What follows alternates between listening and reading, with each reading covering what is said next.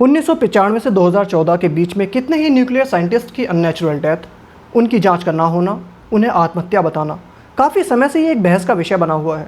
कुछ समझदार लोग कहते हैं कि बेवजह इस मुद्दे को तूल दिया जा रहा है, लेकिन उस समय हुआ क्या था मैं आपको आज बताने जा रहा हूँ। आप खुद समझदार हैं, सुनिए, देखिए और खुद निर्णय लीजिए कि उस समय क्या करने की कोशिश की गई थी। वर्ल्ड वार II के समय और बाद में परमाणु वैज्ञानिक दुनिया की सबसे प्रतिष्ठित संपत्ति में से एक थे। एक परमाणु वैज्ञानिक होना बहुत बड़ी और जटिल जिम्मेदारी है और इसलिए उन्हें गोपनीयता से काम करना पड़ता है। भारतीय साइंटिस्ट पर भी खतरा मंडराने लगा।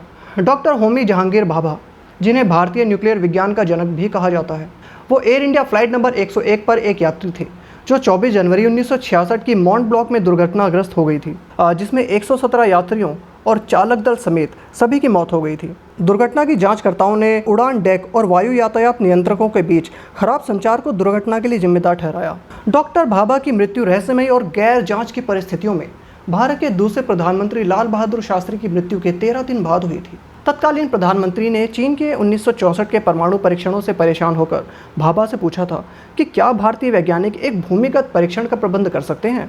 भाभा ने उस समय सार्वजनिक रूप से कहा था कि भारत कम समय में परमाणु उपकरण का उत्पादन कर सकता है। पत्रकार ग्रेगरी डगलस के साथ टेलीफोन साक्षात्कार में पूर्व CIA ऑपरेटिव रॉबर्ट क्रॉली ने दावा किया कि भाभा और शास्त्री दोनों को समाप्त करने के लिए अमेरिकी खुफिया एजेंसी जिम्मेदार थी। इन बातों को एक पुस्तक में प्रकाशित किया गया था जिसका नाम है conversation with the crow. RTI कार्यकर्ता चेतन कोठारी ने बॉम्बे हाईकोर्ट में एक जनहित याचिका दायर की, जिसमें सरकार से 2010 से 2014 के बीच परमाणु वैज्ञानिकों और इंजीनियरों की रहस्यमय मौतों की जांच के लिए एक विशेष जांच दल गठित करने को कहा गया। इन मौतों को अस्पष्टीकृत रूप में वर्गीकृत किया गया है, मतलब ये मौतें कैसे हुई इसका सही पता नहीं चल पाया है, या फिर सही जांच नहीं हुई, या फिर हो सकता है कि कराई नहीं गई।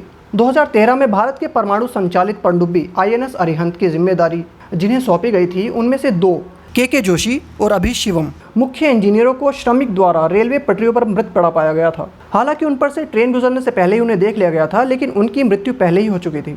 रिश्तेदारों ने कहा कि चोट के कोई स्पष्ट संकेत नहीं थे। पुलिस द्वारा भी यही दावा किया गया। शायद उनकी मौत को दुर्घटना का रूप देने या आत्महत्याओं के परिणाम स्वरूप दिखाई देने के लिए पटरियों पर डाला गया था, लेकिन शायद उन्हें पहले कहीं मार दिया गया हो, शायद जहर दिया गया हो, उसके बाद उनकी लाश को ला करके यहाँ पटरियों पर फेंक दिया हो। रक्षा मंत्रालय और मीडिया ने इस घटना को एक नियमित दुर्घटना के रूप में खारिज कर दिया और आगे की जांच से इनकार किया गया। मामले की जांच के लिए सामान्य पुलिस को सौंपा गया था, जो कि किसी निर्णय पर पहुंचने में असमर्थ रही। बॉम्बे हाईकोर्ट में याचिका में कहा गया है, किसी भी देश में एक महत्वपूर्ण रणनीतिक कार्यक्रम से जुड़े 2 इंजीनियरों की हत्या ने मीडिया में तूफान पैदा कर दिया होता, लेकिन जब परमाणु वैज्ञानिक लोकनाथन महालिंगम का शरीर 2009 के जून में मिला तो इसे आत्महत्या के रूप में बंद कर दिया गया और भारतीय मीडिया द्वारा इसकी काफ़ी हद तक अनदेखी की गई। अप्रैल 2011 में एक 63 वर्षीय पूर्व वैज्ञानिक और भारतीय महिला वैज्ञानिक संघ की पूर्व प्रमुख doctor Uma Rao Bhabha atomic research centre परिसर के पास अपने घर में मृत पाई गई और उनकी मौत को एक आत्महत्या मान लिया गया था। उनके परिवार के सदस्यों ने इस फैसले पर असंतोष जताया, लेकिन बाद में कुछ हुआ नहीं। आत्महत्या के रूप में वर्गीकृत मौतों को आमतौर पर और आसानी से अस्पष्टीकृत के रूप में लेबल कर दिया जाता है। M. अय्यर एक भाभा एटॉमिक रिसर्च सेंटर के इंजीनियर जो कि साउथ मुंबई में अपने घर पर मृत पाए गए थे, उनके सर में इंटरनल हेमरेज पाया गया था, लेकिन ये कैसे हुआ किसी को कुछ नहीं पता और कोई गिरफ्तारी भी नहीं हुई। इस पर याचिका में कहा गया कि प्रारंभिक रूप से देखने के बाद पुलिस यह नहीं बता सकी कि अय्यर को आंतरिक चोट कैसे लगी थी, इसलिए जांच फिजूल थी। वैज्ञानिकों और इंजीनियरों की ऐसी और सभी अस्पष्टीकृत मौतों में उंगलियों के निशान ज़्यादातर में नहीं मिले थे और जो कथित तौर पर हत्याओं में शामिल रहे हैं, ये उनकी हाई लेवल ऑफ प्रोफिशिएंसी दर्शाता है। सामान्य रूप से फोरेंसिक वैज्ञानिकों द्वारा मौतों की व्याख्या करने और दोषियों की पहचान करने के लिए इस्तेमाल किए जाने वाले अन्य सभी निशान अक्सर गायब मिले। अय्यर की कथित हत्या के मामले में कहा गया है, इंजीनियर की नींद में गला घोटने के लिए घर में प्रवेश करने के लिए हत्यारे ने एक डुप्लीकेट चाबी का उपयोग किया था। दिलचस्प बात यह है कि कुछ जांच अधिकारियों ने मौत को आत्महत्या मानने की कोशिश की। भारत सरकार के अनुसार 3 साल की अवधि में वैज्ञानिकों और इंजीनियरों की कम से कम 9 अननेचुरल डेथ BARC में हुई हैं। साथ ही साथ कायगा न्यूक्लियर फैकल्टी में भी हुई हैं। इनमें से 2 को आत्महत्या के रूप में वर्गीकृत किया गया है, जबकि बाकी अस्पष्ट हैं। सबसे अधिक दबाव वाला मुद्दा यह नहीं कि हत्या के पीछे कौन हो सकता है, लेकिन यह है कि भारत सरकार की उदासीनता उनके उच्च मूल्य के कर्मचारियों को और भी अधिक जोखिम में डाल रही है।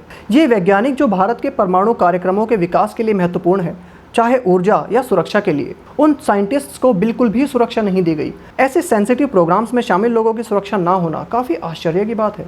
2009 से 2013 के बीच परमाणु ऊर्जा विभाग के कम से कम 10 कर्मचारी हत्याओं और रहस्यमयी आग में मारे गए। इन सभी रहस्यमय मौतों में एक कॉमन फैक्टर है कि कथित हत्या के शिकार सभी परमाणु ऊर्जा से जुड़े थे। वैज्ञानिक उमाराव और कर्मचारी रवि मूले परमाणु ऊर्जा निगम से थे। 24 वर्षीय वैज्ञानिक मोहम्मद मुस्तफ़ा को centre for atomic research Kalpakkam में हाथ की नस कटने से मृत पाया गया था। 2 अन्य युवा साइंटिस्ट उमंग सिंह और पार्थ प्रतिम बाग को BARC लैब में चला दिया गया था, जिसमें कथित तौर पर कोई भी ज्वलनशील पदार्थ नहीं था। 47 वर्षीय वरिष्ठ वैज्ञानिक अधिकारी L Mahalingam Kaiga atomic power station में काम कर रहे थे, जबकि M Iyer BARC reaction group में एक मैकेनिकल इंजीनियर थे। परमाणु वैज्ञानिक निसंदेह ज्यादा खतरे में होते हैं।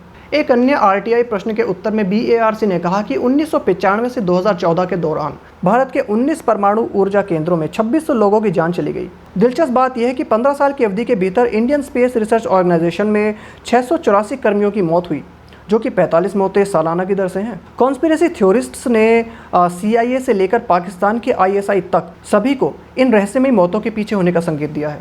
उनके सिद्धांतों का दावा है कि ये उन 2 राष्ट्रों के हितों में है, क्योंकि ये होनहार भारतीय परमाणु कार्यक्रमों को तहस नहस करता है। परमाणु कार्यक्रम भारत की सैन्य और आर्थिक स्वायत्तता के केंद्र में है। ऐसा करने से न केवल भारत को एक क्षेत्रीय महाशक्ति के रूप में अपनी स्थिति मजबूत करने में व्यवधान उत्पन्न होगा, बल्कि भारत अपनी परमाणु जरूरतों के लिए अमेरिका पर भी निर्भर रहेगा। भारत चुप रहा था, जो ये सवाल उठाता है कि क्या परमाणु वैज्ञानिकों की जान की कोई कीमत नहीं थी। अगर ये सभी साइंटिस्ट असामयिक मृत्यु का शिकार नहीं होते तो सोचिए आज भारत न्यूक्लियर पावर में कितना आगे होता। अब इस सब डेटा को सुनकर आप खुद आइडिया लगा सकते हैं कि ये जो सभी मौतें हुई थी, क्या ये अननेचुरल डेथ जो ये सब हुई थी, इसका कारण क्या था? क्या ये सभी मात्र सिर्फ आत्महत्याएं थीं, या भारत के न्यूक्लियर साइंटिस्ट किसी बड़ी साजिश का शिकार हुए थे?